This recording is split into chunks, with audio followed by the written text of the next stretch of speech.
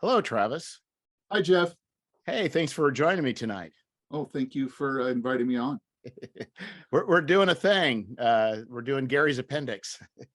Yeah, it's exciting. It looks like it's going pretty well on the Kickstarter. Yes, it is. Yes, it is.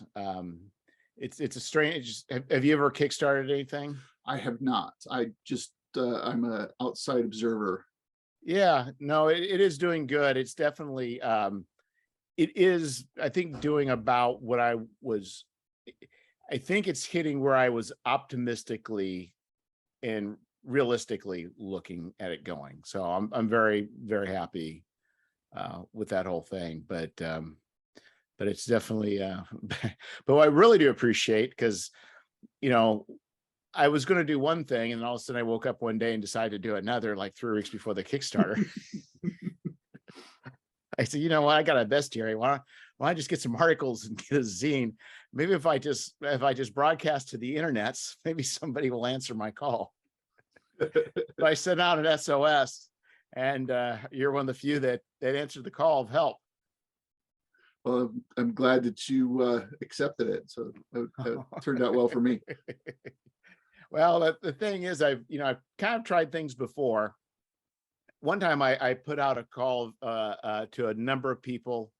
I got some people that responded, but that kind of fizzled, and I ended up doing, which is fine. So, but I ended up doing the project, and that's what's Fate of the Fly God. The another time I did another project, I put a call out and had a lot of people responded, but just a very, very few actually, came through, like very few.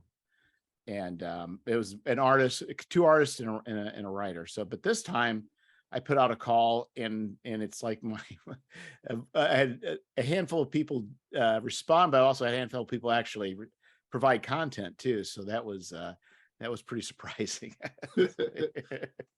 I think it seems, from what I could tell, that every project ends up being different one way or another. And it seems like, well, they rhyme, there's similarity, there's a pattern, but it seems like there's always something that goes differently than any other project goes. Yeah, and I think I think that's true. Yeah, and I think especially for probably people like us, who are doing odds and ends and figuring it out as we go. Probably when you get to larger scale, publications where they're doing similar things, it probably is less so, but I agree with that. Yeah, I agree with that. well, I know, like, Wizards of the Coast does like projects 2 years out, or a year out, year to 2 years out. Just, and part of that's just because the volume that they're producing. When you're buying shipping on 5 containers worth of books, you just have to plan all of that well in advance so that you can just at Yes. least hit your, and you've got marketing and sales people and finance people, that when you're talking about millions of dollars for vendors and planning around, you've got to be, it takes 2 years to put a book like that together. Yeah, because you plan backwards. You plan when you want it to be delivered. You take your whole supply chain and work it backwards. Exactly. And plan for all the ways. And you're right. And you got key moments, like especially if you're dependent upon, let's say, a book being in hand for Gen Con, Yeah. that things like that, where it's, that makes it even more difficult, because there's not much leeway where, somebody like me, it's like, well, I can start from the beginning. Right now, I don't know. I mean, I have hopefully an idea, but it doesn't matter to me whether it ships in November, October, or December. It's not going to change it. But if I were selling at retail, it definitely would make a difference.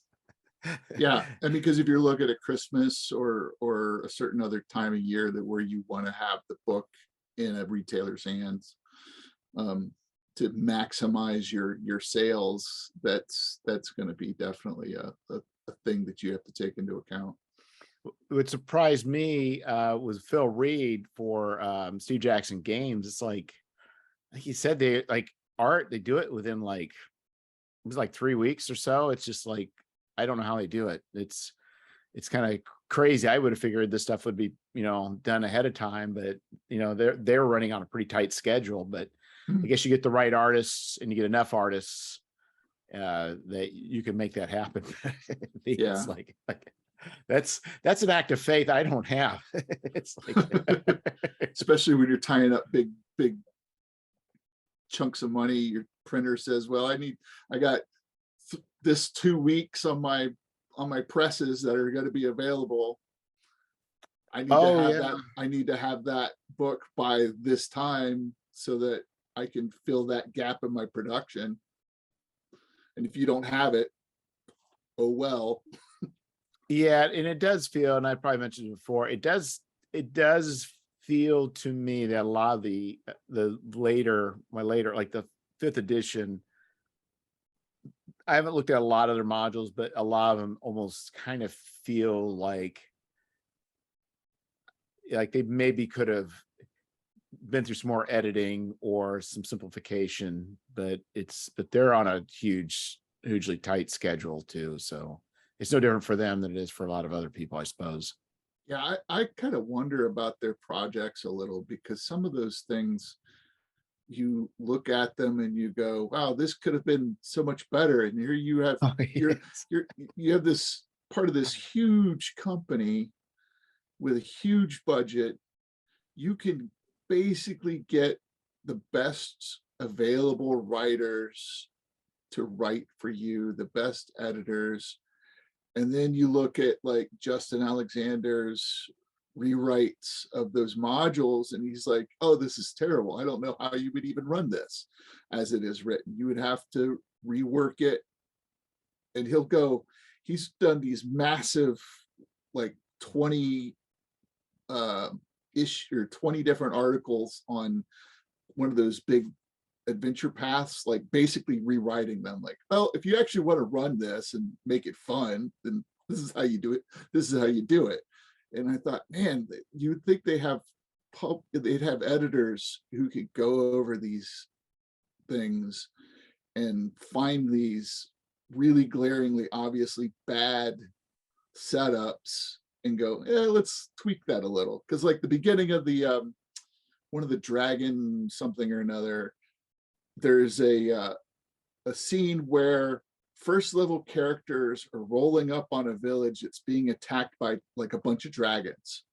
And the expectation of the module is that the adventurers, the first level adventurers, are going to charge in there to save the villagers. And like anybody who's played an old school game or a sandbox game is going to look at that and go, well, let's find someplace else to go. I mean, but if you're running a sort of like, railroady kind of what I call them interactive narratives, they're like the choose your own adventure books is basically what they are, except you have a character sheet where the assumption is, well, you're going to do one of these 3 things because that's the only thing that we've written into this book, and the only choices that will work for our path that we're leading you through here. And it just seems like, wow, this is the best you can do with the budget that you have. Well, I think that was one of the first, was that the very first one? It might have been Dragon Heist, maybe. Well, Dragon Heist was the latest one. Horde of the Dragon Queen might have been that one. So that one, I believe, that was written by Steve Winter and the guy from Cobalt Press. Yeah, and then you go, geez, these are guys that have been doing this for 35 years, and but they apparently they never really spoke out. But I think what happened was there was no book. The actual DM's guide and monster manual was continually being revised as they're writing the adventure. Oh wow! I think there was a lot of things going on. I think scope changed. I think there's a lot of things that went wrong. Yeah, because you'd be like, this makes no sense. These are veterans. It's like, yeah. It's a little disappointing. Some of the stuff they put out where you go, who edited this? Why did they do that? And then I've heard designers look at those or turn in adventures and then get the book and go, this is not what I turned in. Seriously? Really? Yeah, there was some of that with the Castle Candlekeep mysteries, where Yeah. there were the significant changes from what which, they're doing work for hire, which, when you do work for hire, you turn it in and it's not yours anymore. No. So whatever they do with it, they do with it. And that's just kind of the way that deal works.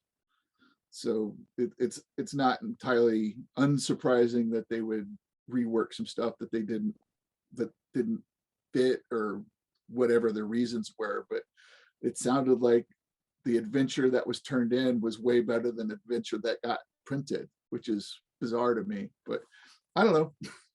Yeah, well, it's like I was interviewing a couple guys last night, and their adventure is too deep, and it's a story about it's a morkborg, but it's about worker exploitation. Okay. Well, and they don't go over the top with it, but that's definitely the whole thing, is like, Lich reanimating people, and they come apart. And I mean, it's just which is kind of cool, but it's like, you can have probably some interesting themes that you as an individual will do, but then TSR is going to look at it and they're like, no way. Exactly. No way. No way. Well, and it's partly because Wizards of the Coast has to adhere to the Hasbro guidelines about products. And I don't know, maybe 2 years ago, they put out this corporate communication on their website every year. And it goes through and talks about every line of the business. And it has like this sort of general guideline of this is our mission. This is what we're trying to do. These are our sort of intentions with all of our products across all of our IP. And basically what they say is that they're as a big overarching company, they want to sell things that are more or less family friendly to your typical middle class family, and that's going to be appealing to the widest possible audience, which means they're selling oatmeal. Yeah, it's Disney. Yeah, it's Disney Marvel movies. Yeah, exactly. And you're not going to get anything out of that that's going to be challenging, sort of rides the edge of the sort of moral questions. It's not going to be anything that's going to be it's going to make too many people uncomfortable in one way or another, if they can at all help that.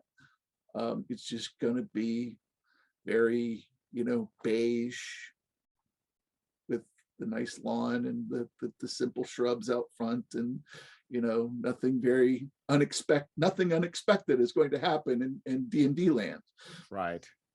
Yeah, and I mean, and to be fair, it's kind of like, it's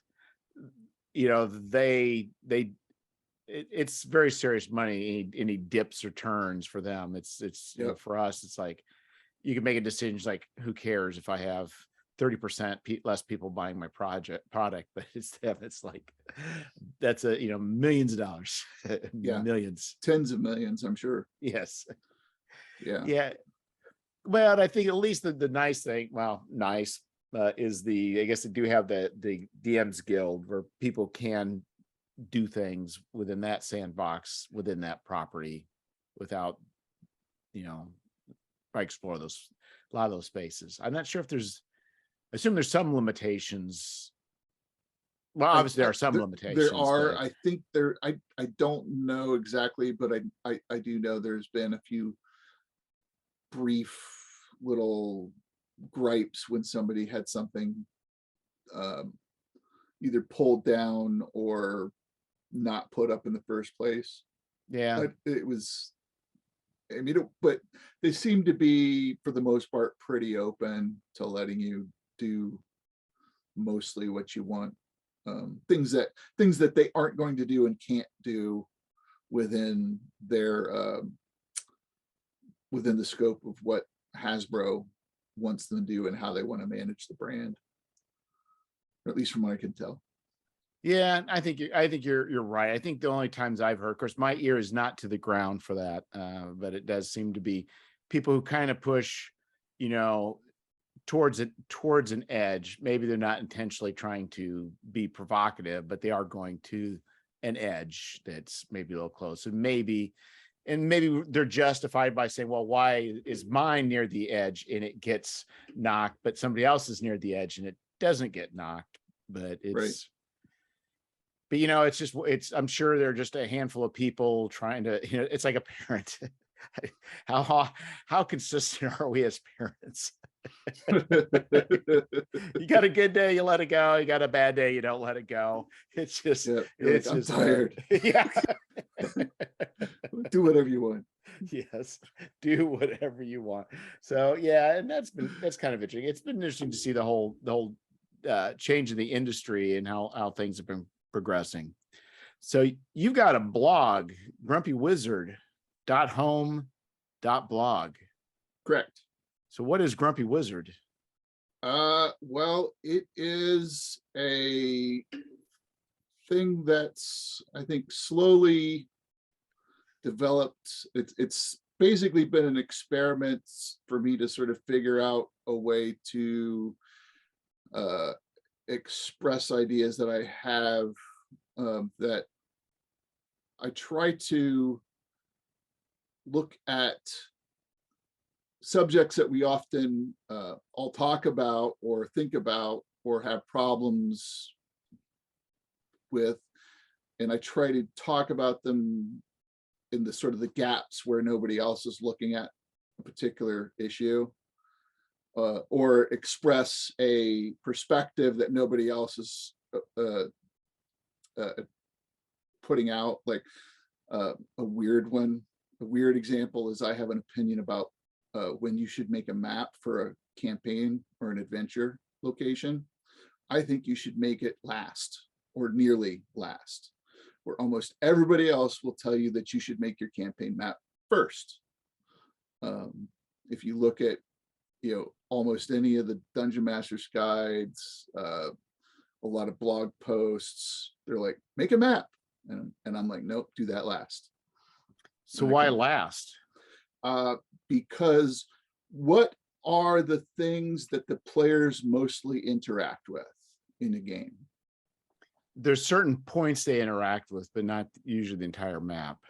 Right. So you don't usually throw a map down and everybody goes, well, let's find out what's there. Right. Maybe they will if it has like an interesting name, or you've drawn some sort of weird symbol on the map and they're like, what's that? Where it's something that sort of sticks out, they might look at it and go, what's the dragon's tooth or something like that. But usually most of the time games start in some sort of civilized center. What civilization could be a little village, it could be a city, it could be something else, but there's a point where the players are interacting with an NPC or a benevolent creature, like a, you know, some sort of a centaur or a unicorn or something like that, where they're finding out they're basically interacting with NPCs a lot, or monsters a lot of the time in a game. I mean, there is the exploration piece of the game, but a lot of times they're interacting with an NPC or a monster. So I tend to like games that have factions in them. So I start with a very large sort of 30,000 foot view of my setting. And I go, what are the major powers on this setting?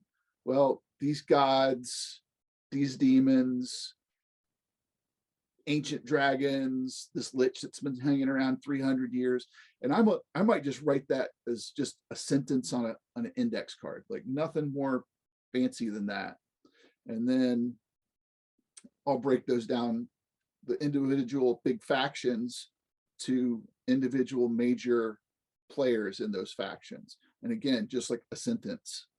And I might not give a name to it. I might just say, there's this group of gods, and there is this god that's the god of fire and the god of lightning and the god of this, that, or whatever it is. And then I break it down to the point where the players would be interacting with a faction. right? So if I decide I want the players to be dealing with the lizard people who are who worship dragons, and the dragon that they specifically worship is this dragon, and I know that that dragon is a black dragon, well, then I have to have a swamp because Right. it's a black dragon. Well, then I draw on my map swamp. And then, well, how are they going to find out about that dragon and that swamp and the lizard people that are fighting for that dragon? Well, there's going to be a town. So how close is that town? Well, it's here. And then from there, I can go, well, that dragon has enemies with the good dragons. Well, what are those? Well, the gold dragon, and it lives in a mountain. Well, where's that mountain at? Over here. And so instead of placing places and populating them, I decide what populations I want to have, and then draw a map based on where I would think those things would be. Because if you have a city, you need water, you need trade routes, you need food. They need to be somewhat safe. So they can't be over here next to the swamp. You need to move it down here. And then, okay, I'm going to draw a river. Well, who else lives on the river? And you can sort of go back and forth between the factions that you have. Well, I don't have a place for this faction to live. Where are they at? And you start scribbling in. And then once you get a rough idea of where you want to place all your creatures and your NPCs and the different factions and the stuff that they need to justify their existence, then you can really draw a map out that makes sense based on the interactions that you want to have, that you want the players to have with the monsters and NPCs in your setting. Right. So the map serves the adventure, not the adventure serving the map. Right. Correct. Yeah, I think there's definitely I can see both directions having valid points. I think Right. you could draw inspiration from a map, but also to flip it, you're also maybe creating unnecessary constraints. You're like, well, I guess I got to put this here, even though I don't want to, because this doesn't make sense, because I can't, so that does make sense. I think a lot of us probably tend to like grab a map of some sort, whether it's a dice and logos or whatever. It just kind of worked from there. But I think what you're saying absolutely makes a lot of sense as far as just what do you really want, and then make the map serve that. And I think the other thing too is really depending on what you're planning on doing, your map doesn't need to be detailed. No, it doesn't. No, I that's also another one of my blog posts where I did an experiment where I had very little time on my hands, but I wanted to run a game. So I decided, how could I run a game without spending a lot of time on it? And basically what I did is I grabbed an armload of one-page dungeons, some other pre-published stuff, and like scribbled a really basic map on a sheet of copy paper, and that was the map for like 3 months. I mean, it was like back of the napkin level drawing. It was not, and it took me, I'm sure, 20 minutes to put it together, because I just wanted to see, well, how much laziness can I get away with on this one? And it wasn't so much laziness as it was, okay, I've got a kid, I've got job, I've got, you got a limited amount of time. Right. So it was really about, well, how well can I maximize this? And it worked for, good 6-9 months before other players had to sort of split off because they had other life situations going on, but it worked. Was it like the very specific timekeeping and all that other stuff going on? Was the play deep and rich?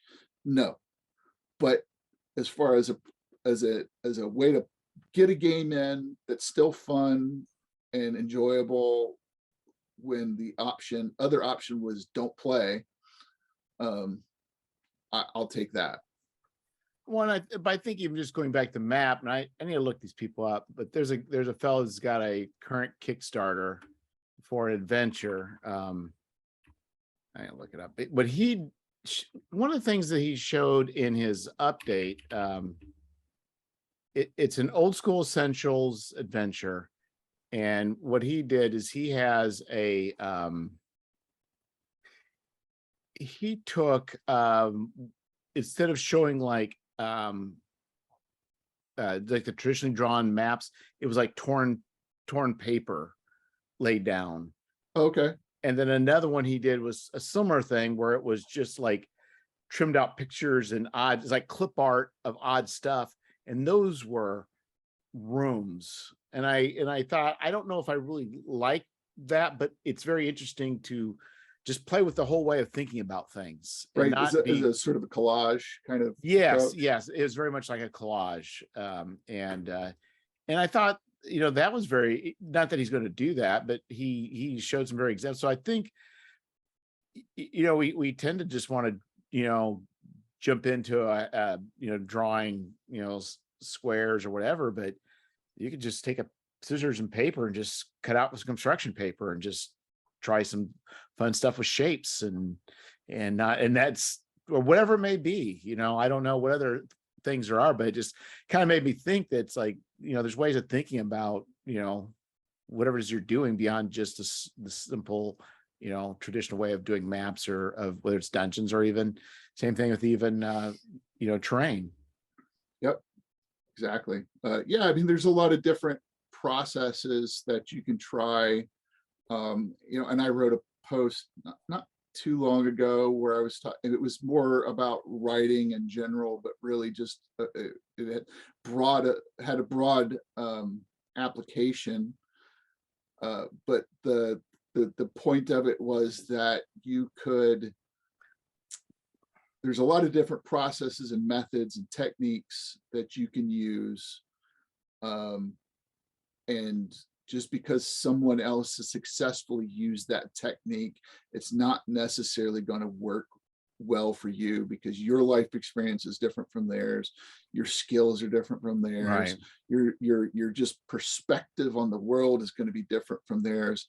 So you shouldn't people get sometimes, I find some DMs, because I follow a little bit of some of the 5e and some of the broader RPG like Reddits and stuff a little bit, and I see people get really wound tight around following this process that they read in some book, or a technique that they found that they read in a book or a blog post, and they're like, well, this person says this, or this is the way all these different groups of people say to do this, and they're sort of like regurgitating each other's content rather than trying something a little different. So I think people really need to, game masters in general need to try to be more open to trying different things rather than always going because Gary said so, or Yes. or because that's the way Jeff or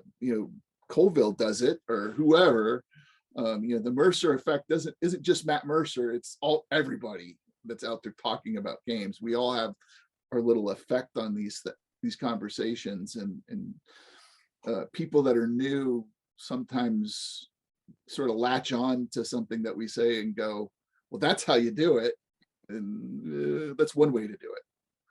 Well, yeah, and I think it also comes down to, it makes me think when I can't remember what I was working on, and I was talking to Tim Shorts, and he was like, I was lamenting just how much struggle it was for me to write and rewrite and edit it and rewrite. And he's like, how inefficient this is. And he's like, well, Jeff, that's writing. it's like, yeah, there's no like simple thing. It's there are probably a few people that can do it much quicker and easier, but I think we all think, oh, it's just a magical thing we do, and all of a sudden words will just fly out and they'll be perfect. It's just like, no. Yeah. And I read a lot about I read and study a lot about storytelling and writing fiction and screenplays and stuff like that. And you talk to some of these professional screenwriters, and they might go through 20 drafts of a screenplay before they sell it, you know. Right. And then the screenplay goes to a director and they're like, yeah, I don't like this scene, let's rewrite that, you know. It's so, Right. you know, this stuff, you know, and part of the problem I think in RPG business has been that it's, you know, because the margins are so low, I think sometimes quality doesn't always get the sort of attention that it does, you know, because if you're trying to feed your family, especially I've had heard stories about, you know, back in the old days when they're like, oh, we need you to generate 10,000 words a week or whatever insane number it was, to get this adventure off because we've sold the we've already sold it to the distributors and this is when it needs to get done. So, and if you're getting paid by the word and you're not getting paid by the value that they think that Right. thing is going to generate, they're like, all right, I got it 5 cents a word and off you go. And if their editor looks at it and goes, well, my boss is breathing down my neck about getting this thing done and he doesn't really care what it looks like as long as it gets out there, off it goes. So I think some of the modules and some of the big publishing stuff sometimes doesn't maybe get quite the quality, doesn't get the rewriting and the thought that something like a screenplay gets, where, you know, you send in a screenplay and if the director likes it, they'll give you $100,000 plus points on the back end, you know, and you're like, well, I can afford to spend a year writing this, you know. Yeah. I can afford to spend, you know, a year rewriting this 10 times and revising this one line of dialogue for 2 days, because in the back end of it, I'm going to come up with $100,000.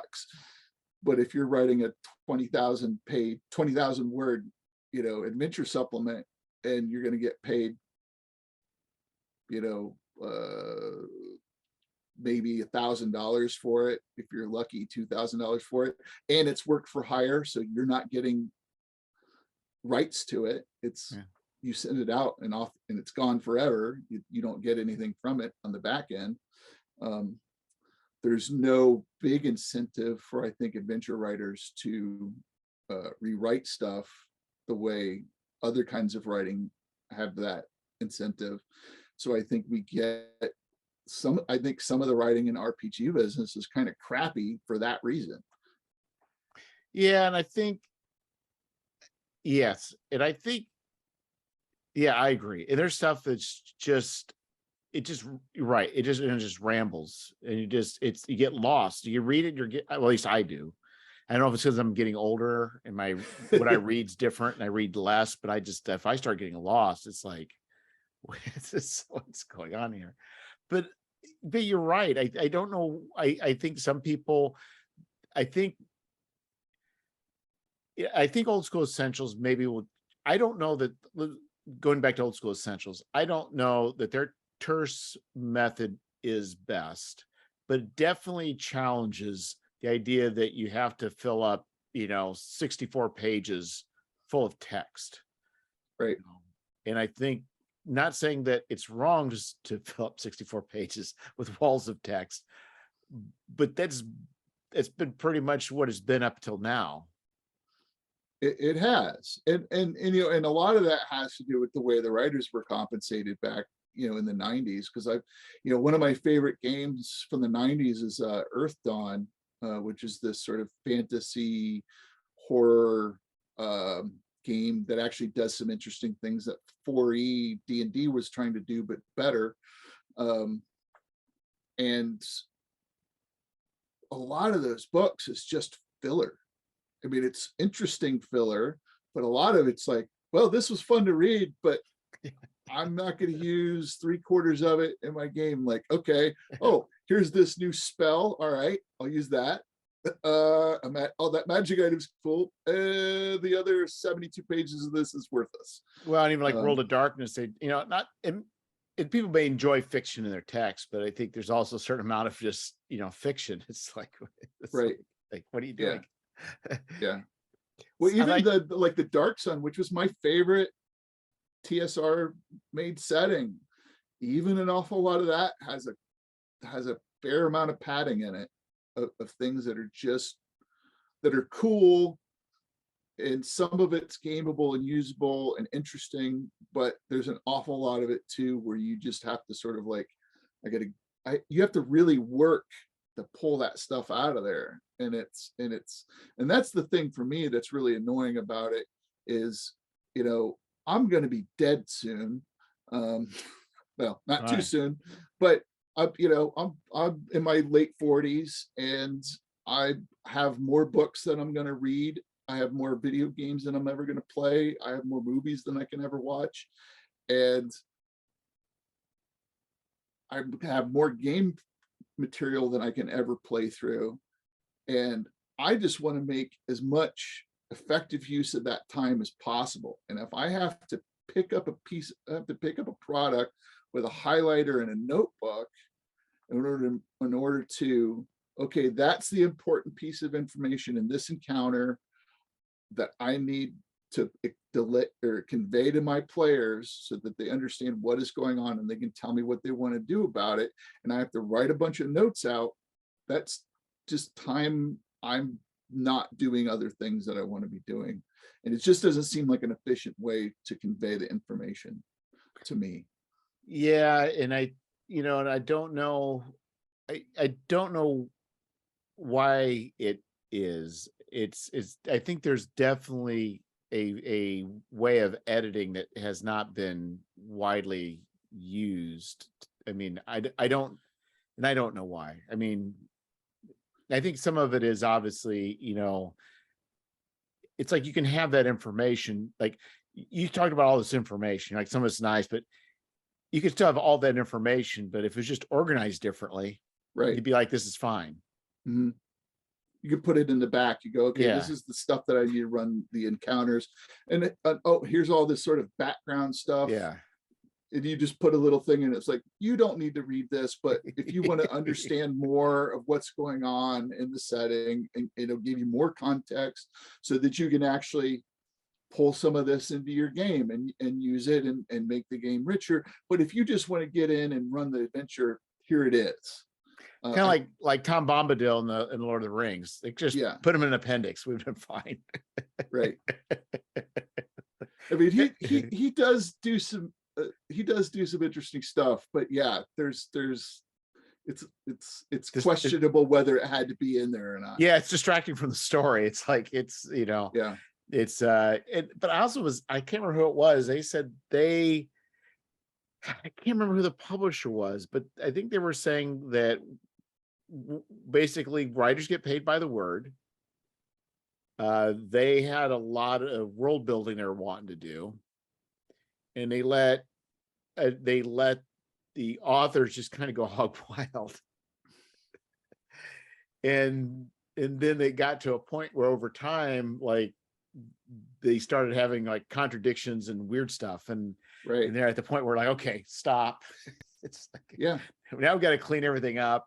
We got going forward. We have to do it. But I think there's part of that too. It's like, there may not be a plan maybe for that whole thing with the Dark Sun. Maybe it's like, we know some main things, but we're paying them 5 cents a word or 6 cents a word, whatever they were paying back then. And we'll let it come out and see what comes out. Right. Yeah, I think it's well, and part of it is we got to remember that RPGs are actually kind of a new format. Yes. Yes. Yes. You think about things like film. Film has been around for 100 years, give or take. And in the first 30, 40 years of film, they were still trying to make plays on film. Right. There was a whole lot of stuff that got brought from the stage onto film, and those are different mediums. They're similar, and they have overlapping pieces to them. They're all stories, but they're different, and they have different requirements. things that film has that stage doesn't have, things that stage has that film doesn't have. Well, I think role-playing games kind of have that same problem, in that there's no sort of unified set of terminology that we all use to define certain things.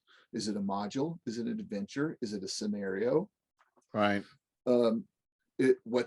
Is there a correct format that everybody agrees is how you write this thing and present it to, there's no agent that you can send in your adventure module to and they look at it and go, nah, kid, this is crap. I can't send this to Wizards of the Coast. Try again. Or, there's no, like if you send a screenplay or a manuscript to a publisher for a novel, there's a specific formatting that they want that to look like. And they have names for everything. And it's they want to take as much of the surprise out of creating those things as they possibly can. With RPG business, it's publisher to publisher, writer to writer. People use different terminology. We can't even agree on whether or not games are collaborative storytelling or there's something else. And we've been having the same arguments about these things for 40 years. Because if you go back and look at like Alarms and Excursions #1, they're talking about spell points, right? Yeah. And if you go on Reddit, I can about guarantee you that somebody has said, has anybody ever thought about spell points sometime in the last 24 hours? Right.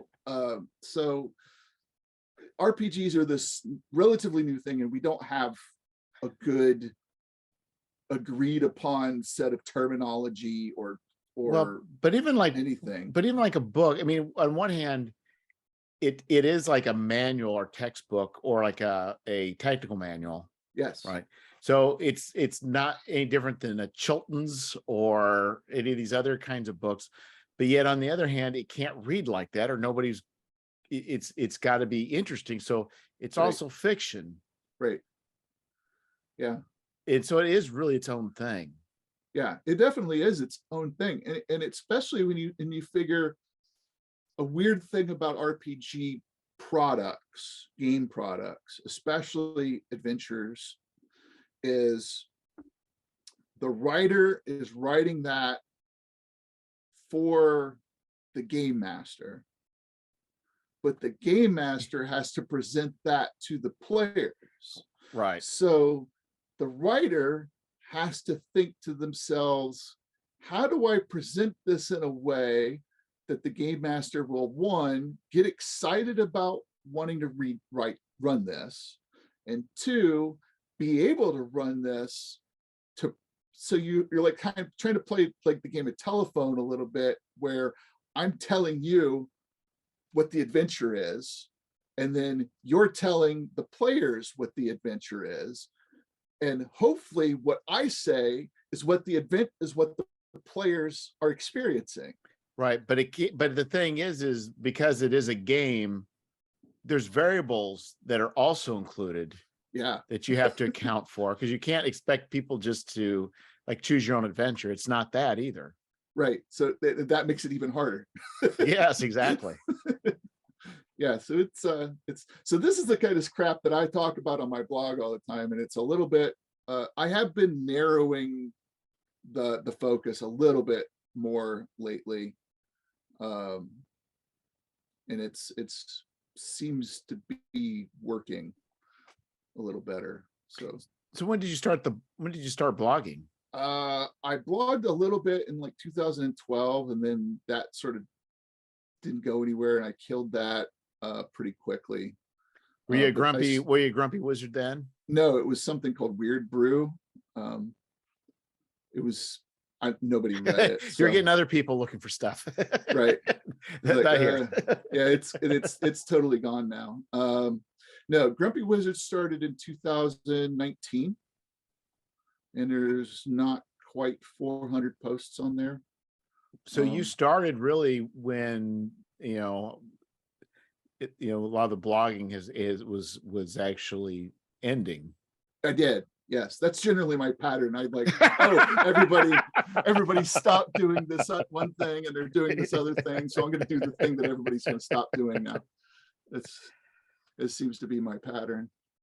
So like, yeah, I love Labyrinth Org. Yeah, we're playing OSE now.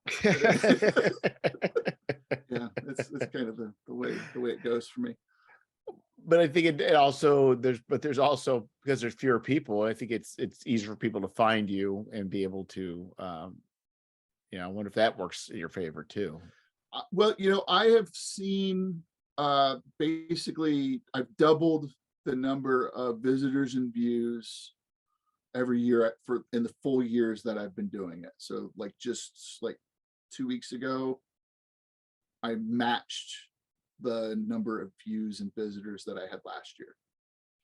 So there's a growth.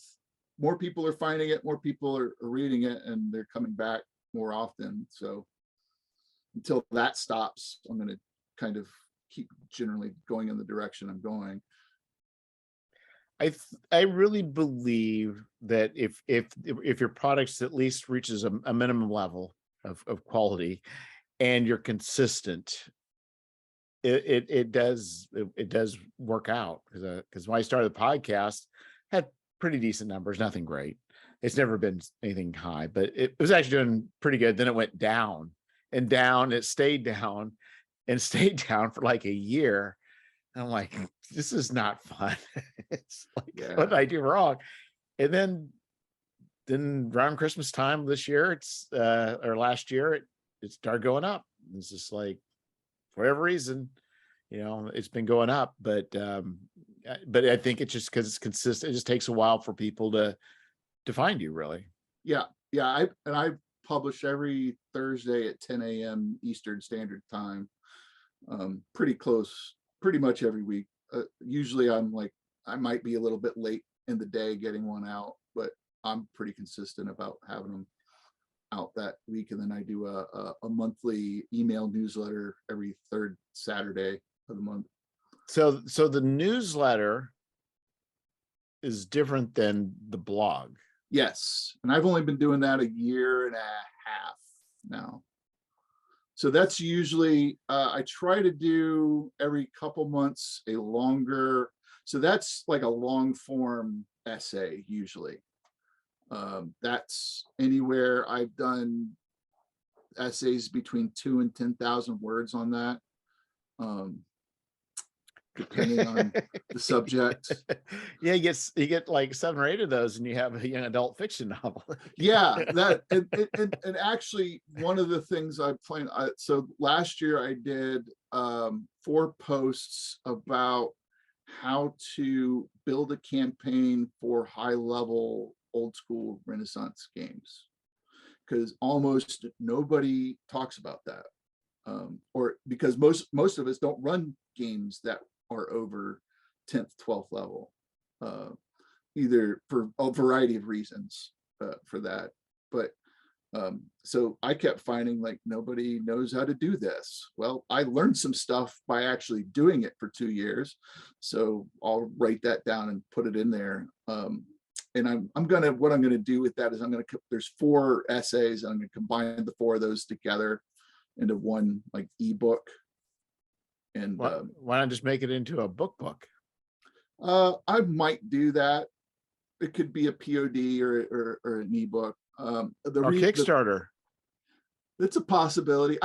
I guess I'm not super convinced that too many people would want a 50,000 word blowout about how to run a high level swords and wizardry game. Maybe they do. I don't know. I don't know. All I know is I wrote I don't know how many words mine was 3 zines said about doing a bunch of setting up a criminal activities for a sci-fi game, and nobody knew who I was, and people funded that. I was cool. Shocked. Yeah, it's like, yeah. It's like nobody knows. Yeah, I mean, it didn't make great numbers, but my point is like, you don't know until you try it. It's true. So. It's true. Yeah, if I did some rewriting and formatted it together, because it's a little bit of a mess, but it's pretty it's fairly robust because it is difficult to run a high level old school game.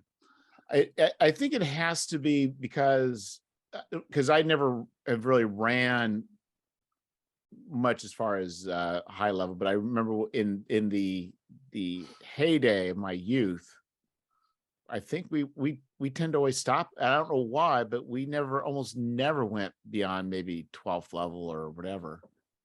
I'm not sure why. You know, and I've heard different people say different things about that. Partly because, you know, just a campaign like that takes a long time, and you know, stuff happens, school, work, whatever.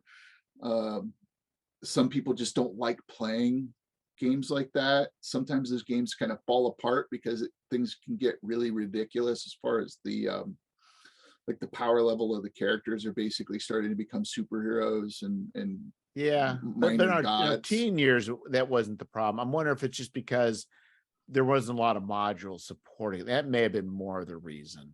It could have been, it very well could have been, because there wasn't a lot of modules for it.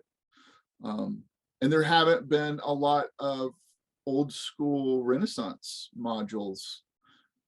I can hardly think of any at all that run, you know, level 15 to say 20 for like an Osric game.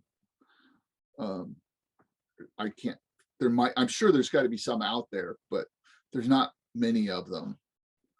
And they're not super common or popular. There's certainly nothing that nobody talks about that I can think of.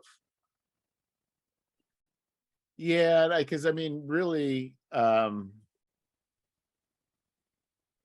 think even with I'm trying to think, and I shouldn't be. If I even recall with AD&D, I think there was still kind of even the thought that your characters were kind of get to a certain level, and there was still a sense of retirement of at a certain point. I would say AD&D, and certainly second edition had a lot more. I know second edition had a lot more high level stuff than first edition did.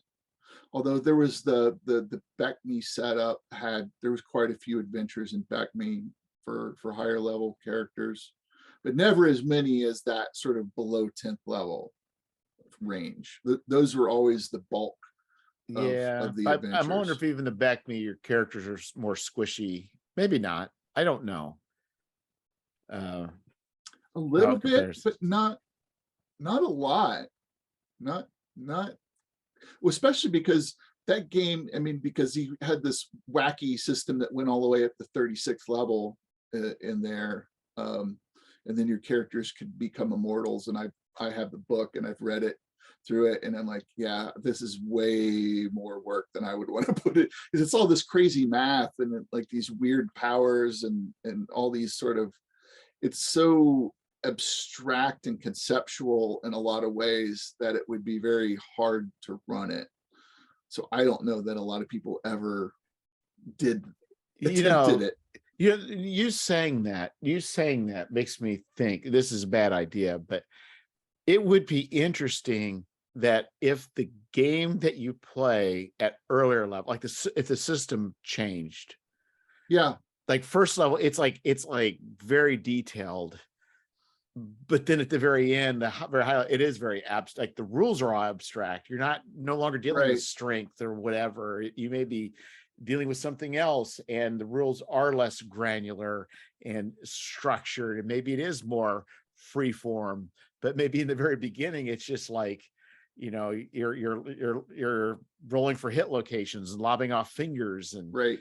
scratching for survival. Yeah, And that would be interesting, especially when you're talking about like God like characters, yeah, where those characters, and this is one of the pieces of the high level gaming that's difficult for a lot of people to sort of wrap their head around. And it's maybe one of the reasons why it doesn't work, as like why people sort of drift away from it, is because the game does, the experience of the game does definitely change when you get up to a higher level character, because that character can then, a fighter with, you know, +3 plate mail, because you know, how many adventures has a 15th level fighter been through? Dozens, Yeah. you know, 100 sessions maybe. So they're going to have a +5 sword, +3 plate armor, a couple rings, you know, probably a bandolier of weird arrows that they picked up, because they're like, you know, you go on a 3rd level adventure and maybe you pick up 2 magic arrows or a sword. Well, you do 150 of those, Right. you're gonna pick up some heavy duty stuff eventually. Yeah, well, that you get the arrow of white dragon slaying or whatever. You're Right, you're gonna, well, eventually I'll get this white dragon. right. Yeah. So you've got this collection of stuff by the time you're a 15th level character. You've got this collection of abilities.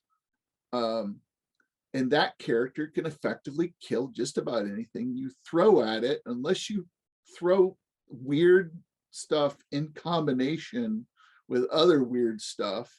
And then you also have to go, well, these guys are effectively, you know, superheroes. So everybody knows who they are. I mean, you can't walk Right. down the street, you know, shining with magic goodies and not expect every peasant in the neighborhood to know who you are. I mean, that's going to happen. So those, the kinds of adventures you can create for those characters have to change. You know, you're no longer rescuing the village, you're rescuing the kingdom or the planet, or, you know, a doing something in the astral plane, and, you know, fighting against 100 Gith or something like that.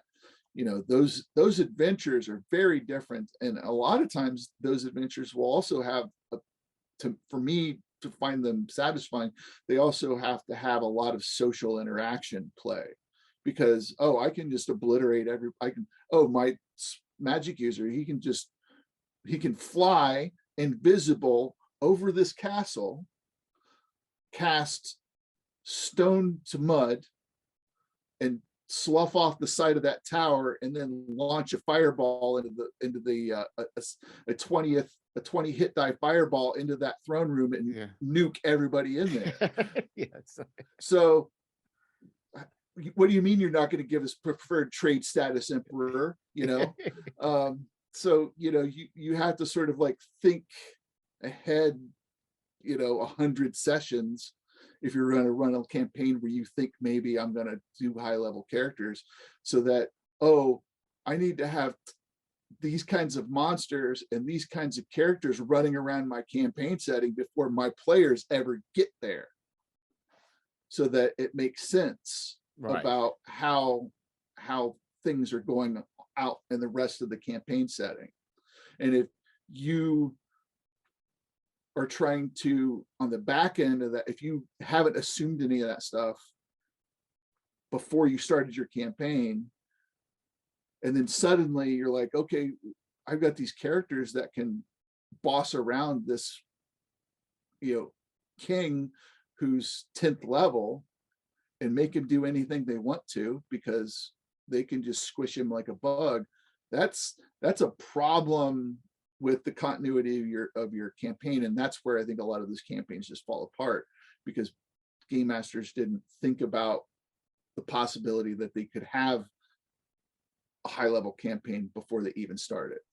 Well, right. And I think the thing too is, unless you have some other way of introducing them in, you know, in general, those high level threats have to be fairly common, and as well too. It's like, right, it kind of scattered out. So you need to have already those threats that are threats to 20th level characters and 15th level characters and 14th. I mean, it's like, and you kind of see that with a little bit with Lord of the Rings with the Nazgul, but they definitely were never at that high level.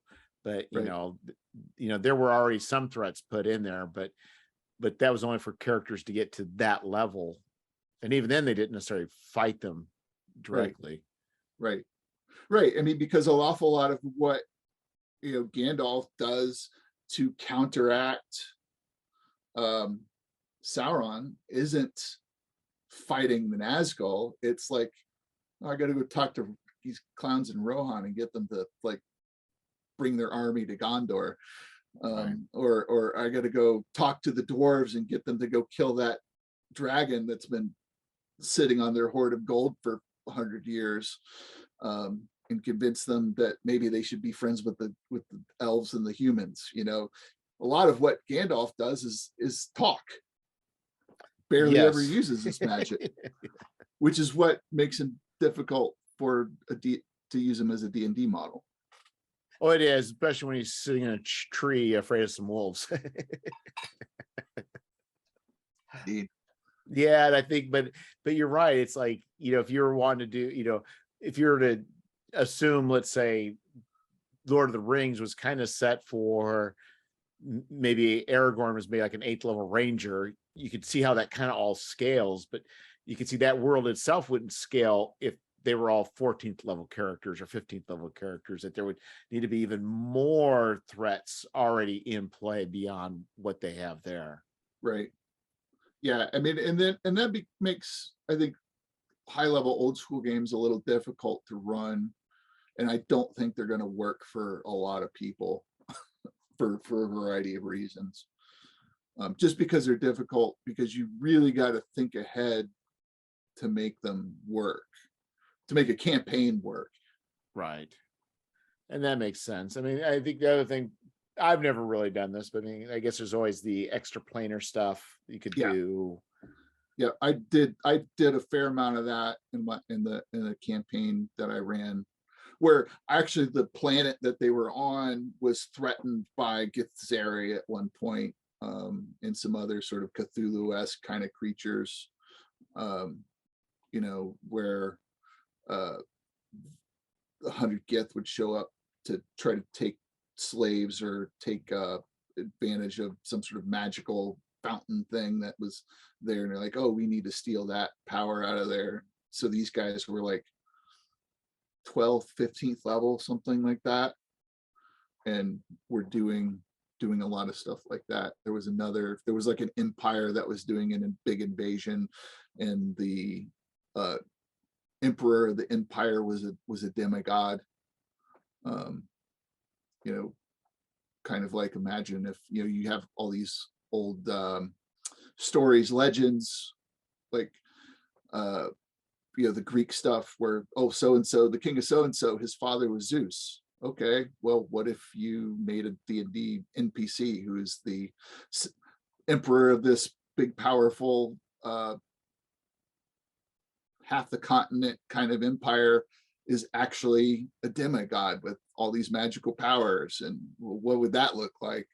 So then the players, I think that was the last battle that they had in that game, was fighting against that emperor to prevent him from invading their side of the continent.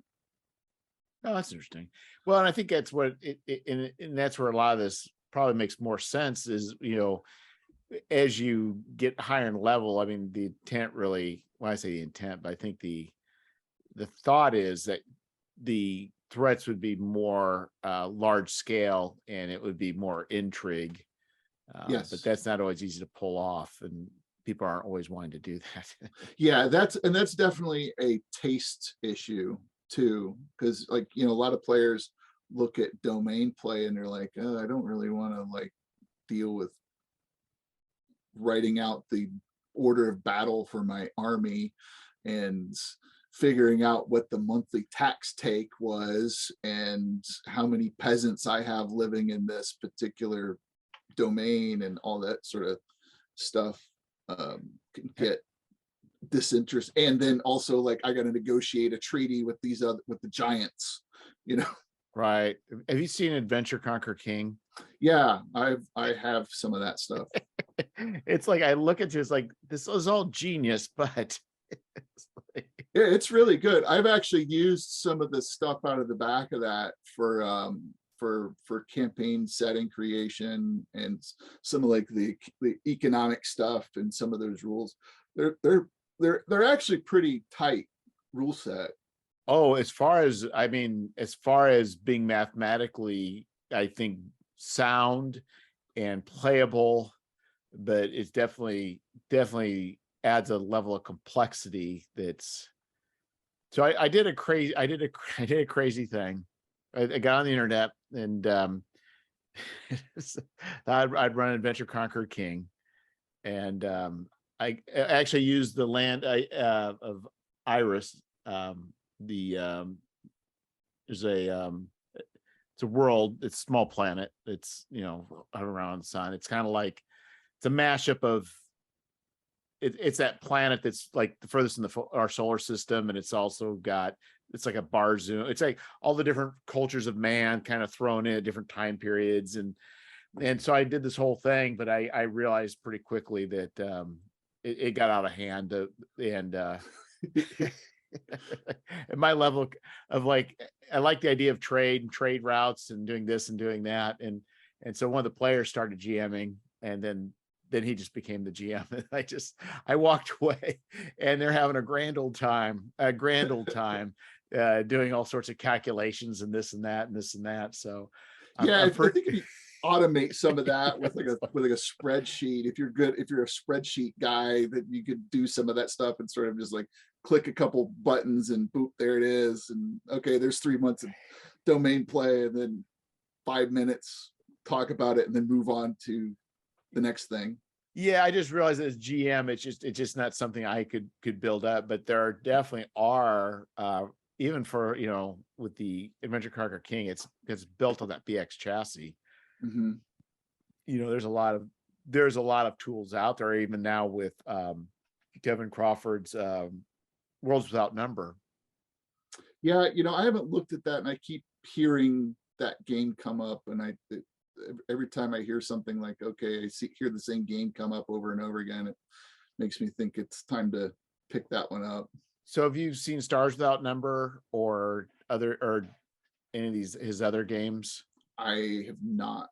So what Kevin Crawford is very smart at doing is creating random tables that are very logical and can create very interesting situations pretty organically. I mean, it's really, he's like in a good way, an engineer that's kind of looked at role-playing games and has been able to kind of create the tools to be able to create your own games or settings, I should say. That's great. So it's like a set of procedural tables, nested tables. Yeah, and he uses tags and world tags. So he did it with Traveler, with Stars Without Number, but then he took like the Traveler 2d6 skill system and bolted onto like a BX chassis. Oh wow! So you have a skill system. It's a pretty decent skill system, and then you also still maintaining the levels, but the hit points remain pretty low. So it's still very much BX in that sort of vein. But it's very good. But the random tables are, especially if you want to do any sort of, I think it does. But if you want to run like a Traveler-esque game, Stars Without Number is a much better system for generating stuff than the Traveler. Okay. That makes it worth, I think, looking up. Yeah, what I would do is, if you find his PDFs on sale, they're worth picking up, when there's a sale. But anyway, yeah, it's just but the domains, yeah, very few people touch that, and that's hard. I don't know if there's even really much guidance. No, well, and I think it also sort of takes the game back towards making it more of a war game.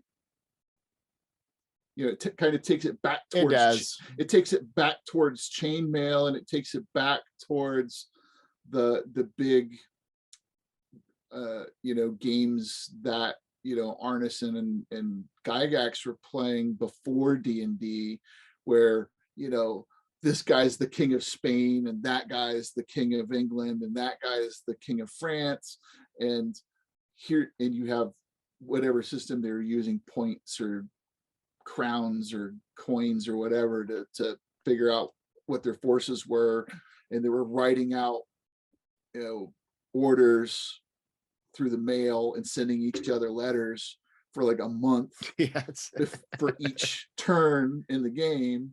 And I think it kind of it does kind of take the game, the fantasy game, back toward that sort of gaming, which a lot of people aren't really into. They want more of the sort of more immediate focused kind of game where like, oh, let's knock down this door and kill all the goblins inside. Yeah, and I think the other option would be is, would also it's like with Star Trek, like the original series. It does not make sense for the captain of a starship to be beaming down on all these dangerous missions. Does not. They have guys for that. Yeah, exactly. They had red shirts for that. So it would probably be the similar type of thing where, what would make sense is that high level play is that you would have your people take care of stuff, and it would be maybe those would be PCs, but right, those would be the people that you'd be sending on. So in a way, I guess even domain, what does make sense is really probably for your characters really not to ever be involved directly. They're just, yeah, you're right. It's just, well, and then I mean, there's a lot of interesting things you can do where you can do where players at a certain point, you go, okay, your guy's really busy, like, adjudicating the dispute between these two hog farmers about where the property line is at, and then you've got these three lords that want to try to marry their daughters to you, and you've got a full schedule. You don't have time to go adventuring, but you've got this problem on the other side of your kingdom that needs to be dealt with. So you, the player, are going to play this adventurer that your other character has sent off to do that mission. Well, right? You're setting up scenarios that I think sound fun and interesting. Right. Right. So you could playing your original character that's now the lord of their domain. You get to do a thing where, okay, we're going to spend 15 minutes talking about that and just sort of giving a high level third person, well, these are my intentions. I'm going to try to make it do this. And maybe the DM rolls a couple handfuls of dice and writes down how that turns out, and then tells you the next session what happens. But then we spend the other 3 hours going on the adventure that the king has sent these other group of guys on. And so that the players end up having 2 and 3, maybe 4 different characters that they're playing in a bigger, broader campaign setting. Would be one way you could do that. Yeah, well, I think would be interesting too is like if you set up an adventure in such a way that that may be kind of interesting, is that individually these small adventures, whatever the outcome for each of those individually, affects the overall outcome, even if they're done independently. I wonder how you could do that. Yeah, you could do that. I mean, you would just have to. The thing is, you'd have to take good notes. You would have to. You'd probably have to create a system on top of it too. So you'd have to, and that may be more difficult. Mm-hmm. Although maybe not as difficult. I think people complicate stuff. I think they really complicate stuff way more than they have to. I found that D&D plays much. It's just you can do a lot more interesting thing the simpler that you make it, because it really makes me puts me in mind of a article I was going to think about pitching for you for your next zine for Gary's Appendix, because it's interesting to me that Gary put dice probability as the very first section in the Dungeon Master's Guide. Why did he do that? Why did he decide that was the first thing that you needed to learn as a dungeon master? Well, because what it tells me, anyways, the intuition I have about that is because he's given you, these are basic dice probabilities. He's giving you a lesson on dice prob. He's giving you a lesson on how to design a role-playing game. The mechanical piece of a role-playing game is what he's given there, so that you can go, well, they're taking a 500-pound anvil 200 feet up in the air on this magic carpet and kicking it off, and maybe there's like a 1 in 300 chance that that thing's going to actually hit the guy that they're trying to smash with it, how do I adjudicate that? Right. Right. You know, because so that's the reason he put that stuff in there, and he made it fairly simple. So I think a lot of DMs have this tendency, or designers have this tendency to want to create these very complicated dice systems and procedural systems, when really it's just a set of like logic questions. Well, if this and this and this is true, then we can say that's completely impossible or highly probable, and we don't even need to bother rolling a dice, or it's a 1 in 1,000 chance, and I'm going to roll 3d10 and figure out. And if it's 0, 0, 1, then it happens. Yeah, and I think it's kind of because you bring it, because a lot of stuff is pretty random, I think, where it's placed in the DM's guide. But I think you're right. Putting probabilities at the beginning was probably more purposeful than anything else. I think so. And I think the thing is, if you don't need to explain dice probability if nobody's doing anything on their own. Right. Yeah. Have you ever seen that in any other role-playing book? I can't think of one. I can't think of any other role-playing book that has ever said, you know what, we need 5 pages of dice probability. Yeah, because if someone would say, because I think, one thing I could think of is somebody could say, well, we roll 2d6, and someone come along, well, why don't we just roll a d12? And then they're like, well, no. That's different. Yes. Yeah. That gives you a different result. Well, and what it also does is it explains, so it also, when you read, well, why did he do a d10 and a d4 on this weird thing that I found later on? And then you can go back to the dice probability chart and go, I see why he did that. But he didn't explain it to you at the point later in the book where you've got this weird like dice range, because sometimes you get at AD&D, there's these weird dice ranges every now and again where it'll be like, you have to sort of think in your head, well, what dice could that possibly be? Because he doesn't tell you. He's like 3 to 24. Yeah. Okay, he doesn't say 3d6. He says, he gives you a range of points, 3 to 24, and you have to go, oh, okay, or I'm sorry, 18. Or you're like, well, wait, right, right. It's multiple dice and adding a number, or is it just multiple dice? And right, yeah, exactly. So he did weird stuff like that in there sometimes. So having that at the beginning of the book helps a little bit with that sort of thing. I think, again, to me, that whole thing will never, what it is will never be duplicated. I mean, it is just a marvelous artifact that is just both absurd and genius. It's just kind of like, it's so contradictory. Yeah. I was reading in the introduction of it today, working on a blog post, because I always have like a couple dozen drafts in my drafts folder, and I'll like poke at something and go, that's not ready yet. I'm going to work on this other thing. I was looking at that introduction. So in the same like 3 paragraphs, he basically says something like, well, I expect there to be variance and diversity in campaigns, and there's going to be differences, but you can't go too far with that.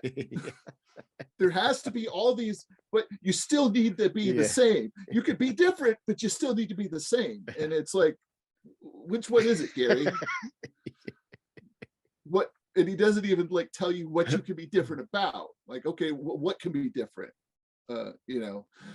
So there's so much contradicting and weirdness in that.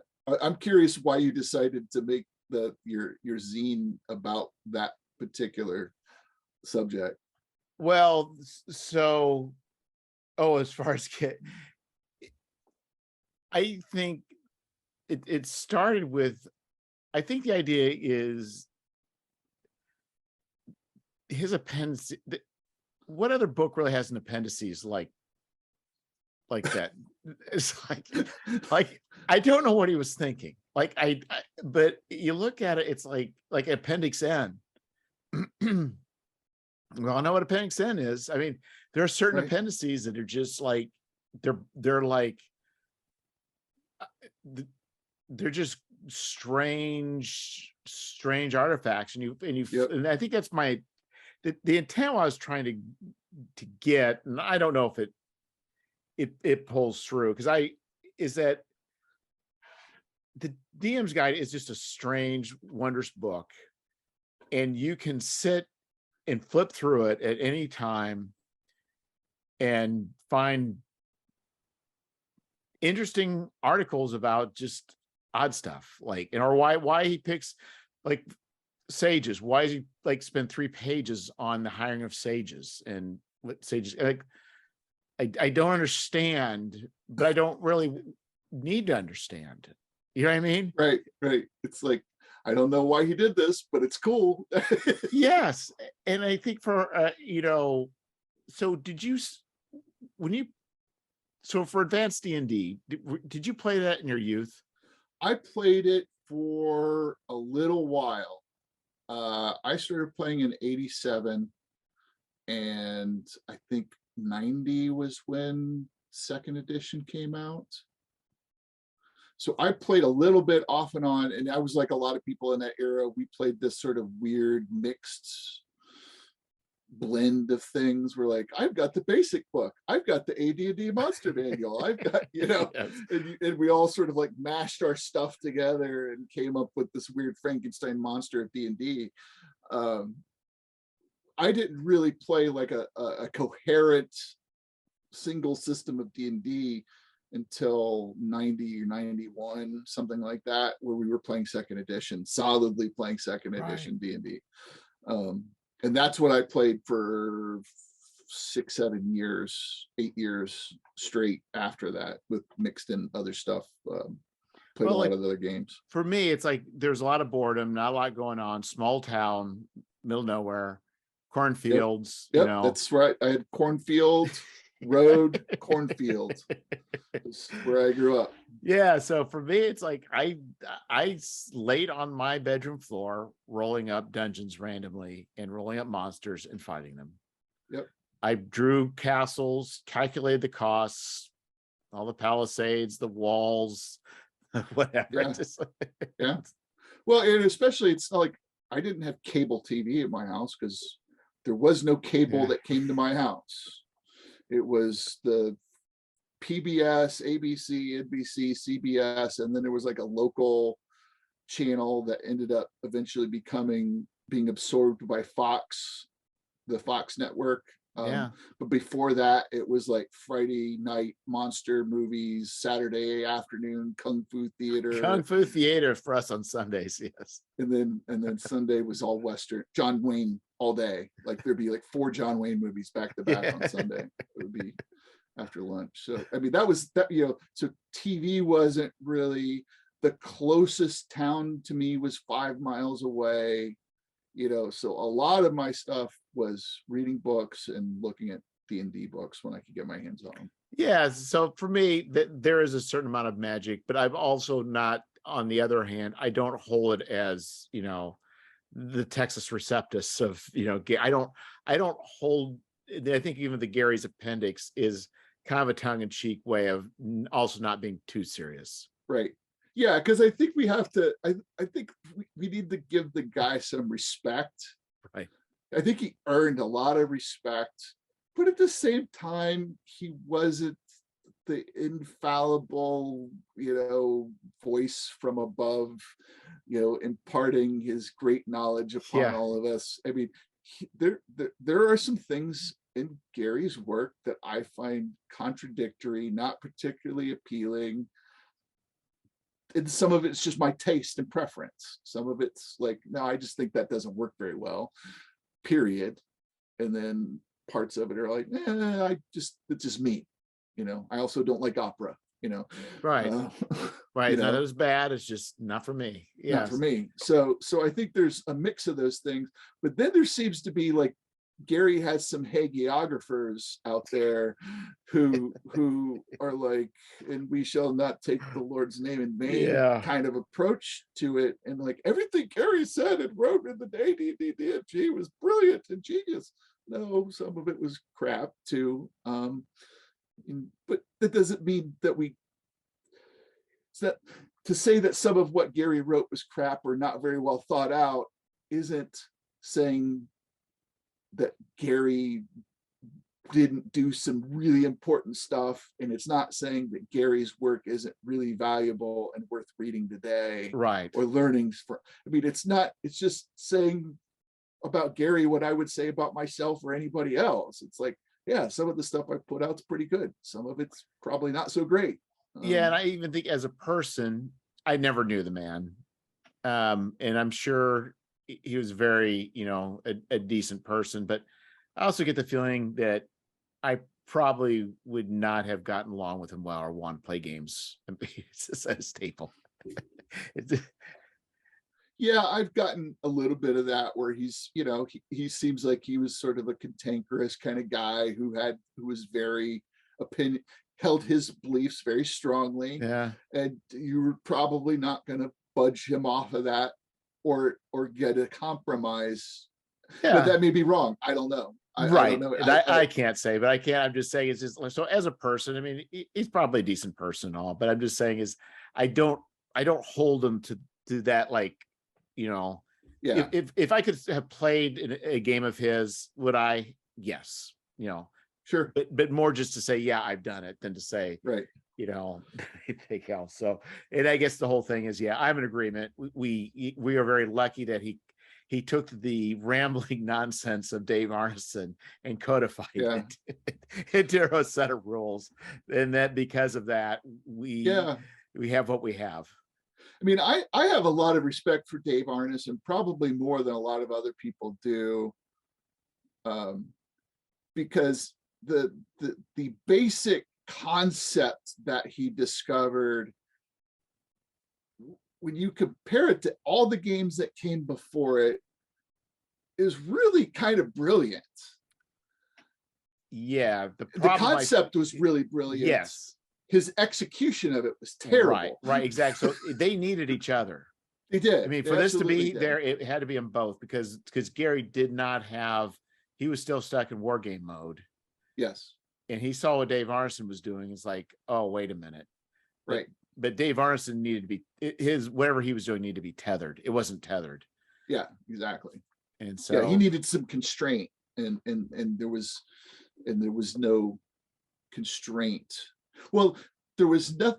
It was a cool idea, and you could, if there was, and if he just threw that as a blog, a mimeographed newsletter in 1974, one of these other gamers would have picked it up, the crowd out in California, that were some of the early adopters of D&D from the SCA and that crowd, the fantasy, the alarms and excursions crowd out there, would have picked it up and said, oh, I get what he's trying to do there, and then created something crazy out of it. That would have been the first role-playing game. Right. But instead he went to Gary with it, and Gary's like, we've got to put tables and constraints and very clear procedures and rules and processes around this thing in order to get an output from it. Right. Because you can't put Dave Arneson in a 100,000 boxes to DM. Right. And that's kind of what that was, it's and a weird thing about that early D&D game is, and I wrote a longer blog post about this a while ago, is there's this great quote from one of the guys from Minneapolis. I played Greyhawk with Gary, Blackmore with Dave, Tecumseh with Phil, but I never played D&D with any of them. Right? Which is a brilliant which to me is like, that's what Dungeons and Dragons really is. It's this it's a concept, not a game. It's a game built around this concept of, I come to the table with all this stuff in my head, and I'm playing a game that lets me change the rules while I'm playing the game, which is totally different from any other kind of game there is. Because you go to chess, we both agreed to play by those rules before we sat down. Right. We're not going to go, hey, what if we had a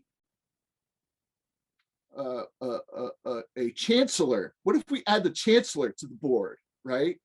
Or what if I had a catapult? Could I have a catapult? But if you're playing D&D, you can go, well, what if we had a catapult? And the game master says, well, yeah, you could probably go find a siege engineer. If you went to this town and talked to the guy and paid him the money, yeah, you could probably do that, right? You, in the middle of the game, what's just happened when you do that, we have changed the rules of the game. Right. We've introduced something in the game that did not exist before, that was sitting in our head a few minutes ago, and now it's in the game. There is no other type of game that allows you to do that with tabletop role-playing games, because they all have this closed system, and it's not a permeable system where stuff can come in from the outside. And that Right. concept right there that Dave Arneson and Dave Wesley discovered through wargaming is what nobody else had really done. Well, I think the other thing too, it's not a game about winning. Right. Like, It's, yeah. There's a book called Finite and Infinite Games. It's a philosophy book by a theologian, and I can't remember the name of him, but he talks about, there's two types of games. There's the finite game, which has fixed rules. There's a winner and a loser. There's a timeline. There's a point where the game starts. You can point the game ends. You know everybody who's playing. The point of the finite game is to win it. The point of an infinite game is to bring as many people into the game and play as long as you possibly can. That's so it could be like, say, tennis, right, is a finite game. but it could also be an infinite game. I mean, is he thinking along those lines where you're like, it's No. not, you think about, I love tennis. I love playing tennis. I want to bring as many people into tennis, so I have more people to play So tennis that with. would be the broader tennis world kind of thinking. So that would be an infinite game, but the game tennis game itself is a finite game. Right. We go play. You can play finite games within an infinite game, but you can't play an infinite game within a finite game, because it doesn't hold it. So another infinite game is the game of catch, right? What's the point of playing catch? Oh, it's to play. The point of the game is to play. And if I throw the point of playing catch with my kid isn't to win the game of catch. Right. And the point he was making in the book is like marriages, that's an infinite game, because the point of the game is to play it. So really what he's saying, like civilization is an infinite game. Yeah, but like going back to the catch, the other thing too is, it can go on forever, but you do stop, but you can always pick it up at any time. And right. Yes. And it's the same game, even if it's different people. It's like the game just keeps going. Right. And then maybe when you die, your son plays, catch with somebody else. Yeah. Right. Yes. with their kid. Or maybe the neighbor kid comes over and they come in and we play three-way catch. Yes. And then one of us goes inside and the other two people play. But the game is still going without us. And you think about Blackmore, those guys still get together and play from time to time. Game survived Dave. Well, but then those guys do, but then there's still people now that are also participating in Blackmore, as there are people participating in Greyhawk. Right.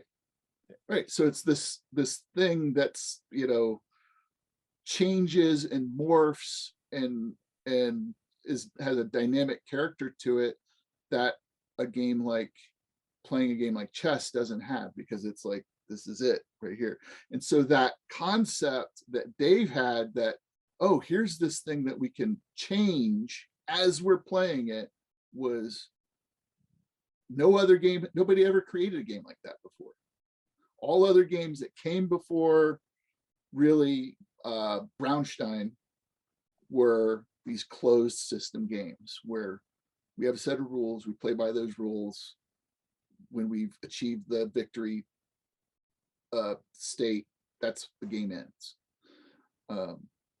Brownstein changed that, where like, oh, well, what if I decide I want to have a duel with the colonel? Well, you roll a d6 and he rolls a d6. Oh, you're dead. You know, we've just made up rules as we're going along. So that's that concept of being able to create stuff on the fly. It was, I think, and it seems so simple and obvious to us who've been playing for 40 years. Like, of course you could do that. Why wouldn't you do that? But in 1970, when that game had previously existed, that was kind of a weird idea. Yeah, and I think I don't, if I recall correctly, I think the wargaming community in general kind of was poo-pooing this, if I recall. They were. There were a lot of people. There were some people that got it, but there was a lot of people that looked at it and said, what is this? and then we're mad when it started taking over their wargame club meetings. Yes. Like, everybody just wants to play this stupid fantasy game. Damn kids, you know. You know, they wanted to, they didn't want to, they're like, we don't understand why this is so popular. So that was, yeah. I mean, there's always, but that, I think that's the piece that I think a lot of people don't really appreciate about what Dave did, is the fact that nobody else had ever done it before. Yeah, and I kind of wondered too what it, you know, because I'm sure there were people. I mean, he had his community of people that he ran games for. They got it and loved it, but you just kind of wonder, like, you know, how many people he did come in contact with that just poo-pooed it, and what it was with Gary. Like, what was that moment where all of a sudden he was just like, you know, I need to bottle this. Well, Gary, according to Rob Kunst, because I've recently read Rob Kunst's, who's an interesting character if you're not familiar with him. I just recently read his account of that. You can get it through 3 Little Books Games. Paul Stormberg runs it. It's a little monograph. It's like 20 pages maybe, where he recounts the time Dave brought the game down, and they played late into the night, and Dave Arneson and Dave Wesley slept in Gary's study. And after they left, he called Terry or Rob and said, you need to come over and we need to talk about this, because I think they have something. So I think Gary like got the value of it like right away, saw what it was. I don't think he realized that it was worth tens of millions of dollars, or that it would, or it would be in what I think be the most important pop culture event of the 20th century, which I think it is. I think D&D was the most important pop culture creation of the 20th century, which is probably a lot of people like, that's crazy, but I think it is, because you can't go into any room of creative people in Hollywood and video games and music and not find somebody in that room that didn't play D&D in their life. I agree. And I think on the other way of looking at it is, I think it is probably, as far as the social aspect, tied people together in a way it's been lacking for a long, long time. Yep, absolutely. So we no longer sit on our front porches in the summertime. People walk by and we sit and discuss with other families. We are very disconnected, and I think this is probably one of the very few hobbies that actually brings people together socially to interact with each other in a meaningful way. Exactly, and that's the main purpose of my blog, is to try to like create help people do that better. Yes. Yeah, and and I think what I find amazing, though the kids have kind of grown up and gone their own way a little bit, but for the longest time, as you know, I ran games for these I call them kids, but they're teenagers and went into their 20s. But it's just kind of interesting. You could have, you know, a guy in his 40s, a guy in his 50s, you know, some crazy kids doing their own thing, but we all can get together, Yeah, and have a great time. Maybe we don't know each other's, you know, we don't maybe go deep into, like, you know, people's lives. Maybe we're not like super deep friends, but you know, different people can get together and share some time together in a very yep, positive way. It's just yep. like, Well, I think that's really what it's all about, is that is people getting together and um, having this positive social interaction.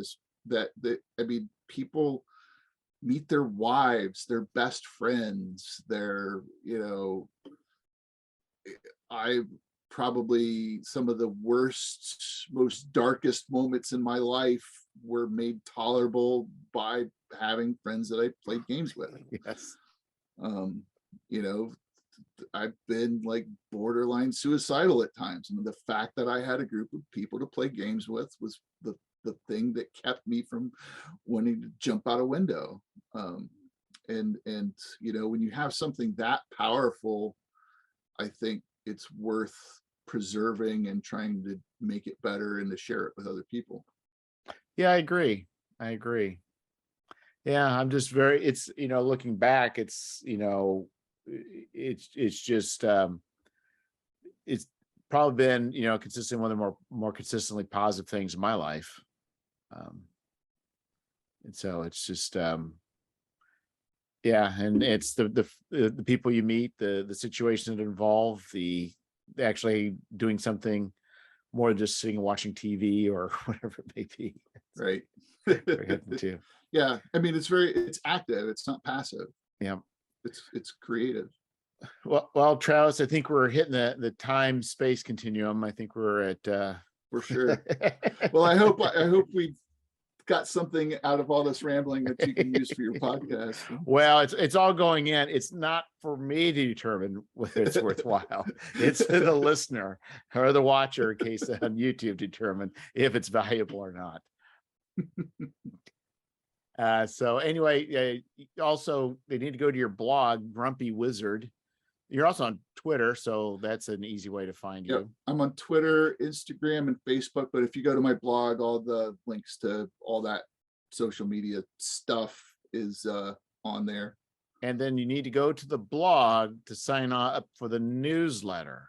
Yes, and that should be a pop-up on there. It is. So it should pop up on your screen, and the newsletter is different than the blog email. There is, in the sidebar, there's another subscription that's just for the blog. So if you like to get notifications that the blog has been updated, that's in the sidebar. But if you want to get my once a month newsletter, that's the pop-up that slides out from the side or from the bottom if you're looking at it from your cell phone.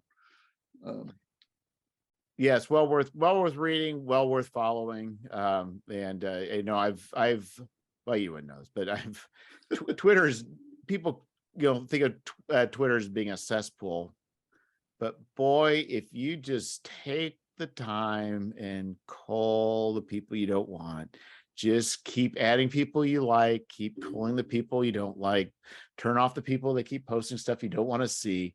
Eventually, you get a pretty amazing feed. You really do. The mute function, I don't think people use the mute function. I could not use Twitter without the mute function. What's the mute function? So if you go into the settings, there is something called safety in there. And you click on the safety and it will say mute and block. So you can go into the mute and tell it mute this word or this person. So, and actually there's on the hamburger on the, if you go into somebody's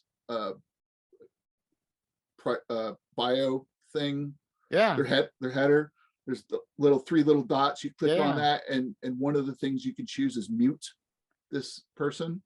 So if you don't want to block somebody, but you don't want to see them popping up in your feed because one of the people you follow has responded or liked one of their tweets, you can mute them so they won't show up.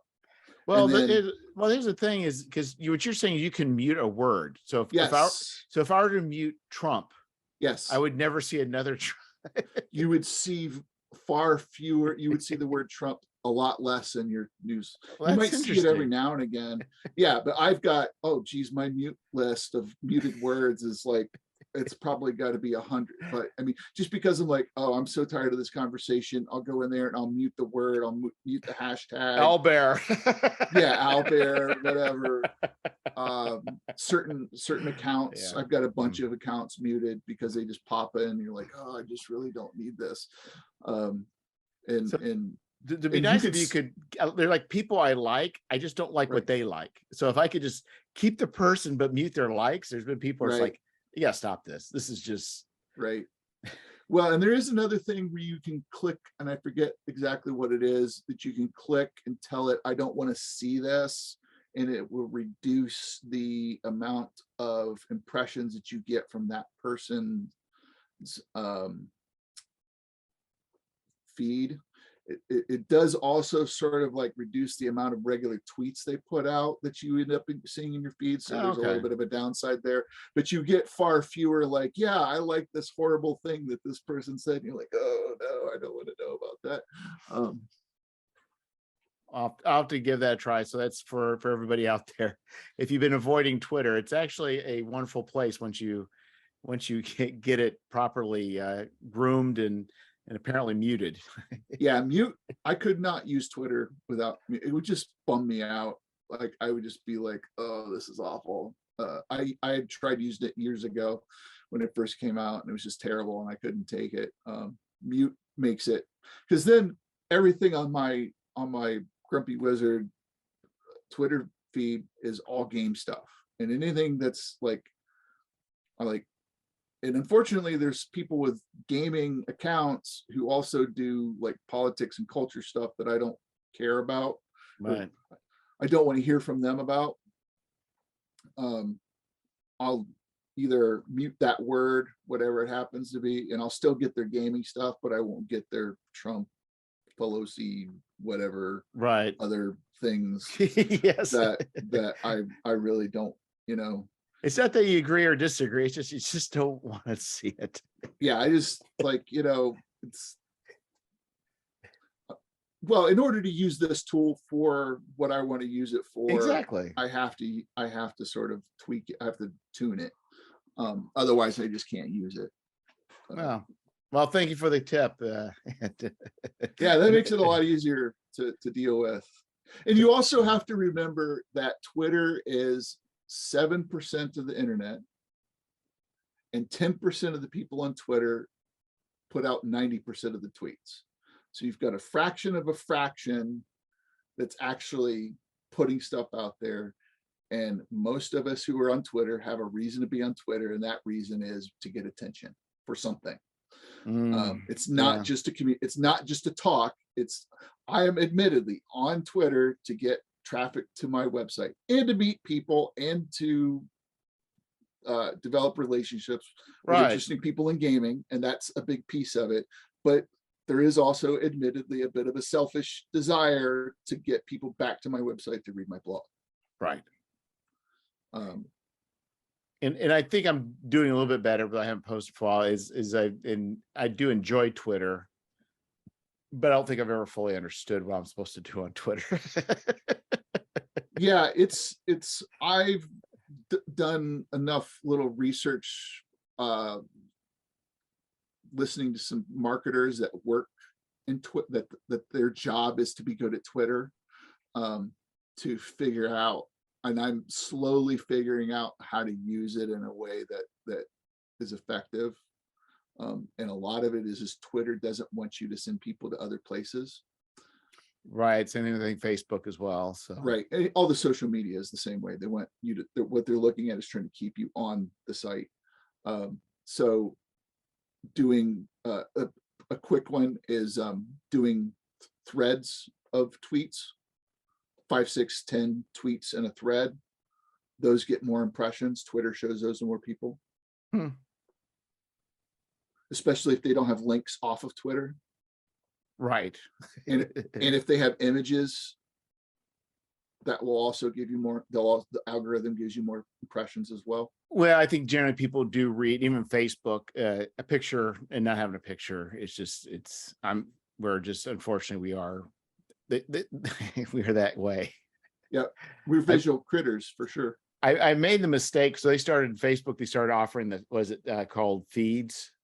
Oh Where it's yeah. like the there's nothing bad, but like it catches my attention. I may watch a little bit then move on, but like I've just created an algorithm where I'm like news items about the Stranger Things kids, or it's like in like stuff from like Jimmy Fallon. Like for Right. whatever reason, they offered it, I saw it, now I'm locked into a path. Like I don't know how to get off this road.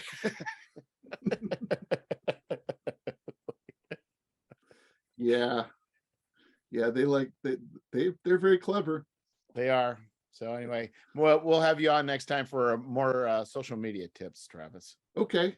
I've unfortunately spent a lot of time thinking about that stuff. So it is what it is. It is what it is. All right. Well, thanks again, Travis. You're very welcome. Thank you.